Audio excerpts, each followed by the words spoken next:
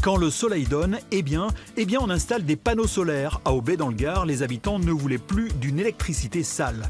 Ils ont cofinancé avec la région et des partenaires leur parc photovoltaïque sans faire appel aux banques, un projet de 273 000 €. On ne veut pas de gaz de schiste,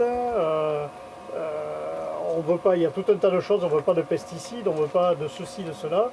Bon, plutôt que de dire on ne veut pas, eh bien, on va essayer plutôt de dire ce qu'on veut et de montrer ce que l'on veut.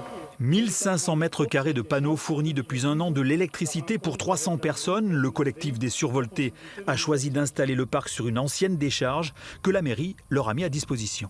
La prise au sol est quelque chose de très important. Nous, on a pu bénéficier, entre guillemets, d'un terrain qui n'avait plus aucune utilité. Et donc, vraiment, ça n'empiète pas sur des terres agricoles, etc. En revanche, des anciennes décharges qui sont polluées, etc. en France, il y en a beaucoup. Il y a des friches industrielles, il y a aussi des ombrières de parking, il y a plein d'idées, il y a plein de choses à faire. Depuis l'ouverture du premier parc éco-citoyen de France, les visites se succèdent. Et même si l'État ne reconnaît pas les installations de cette taille, cela n'a pas dissuadé le collectif, cette fois-ci des Coatés, sur la commune voisine d'Entrevignes, de se lancer dans l'aventure. Ici, les panneaux seront installés sur les toits des bâtiments communaux, une salle des fêtes et une école feront l'affaire.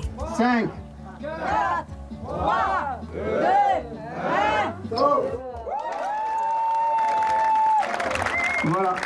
Et je viens de visiter le site Les Survoltés d'Aubais, donc j'ai toute confiance dans ce projet.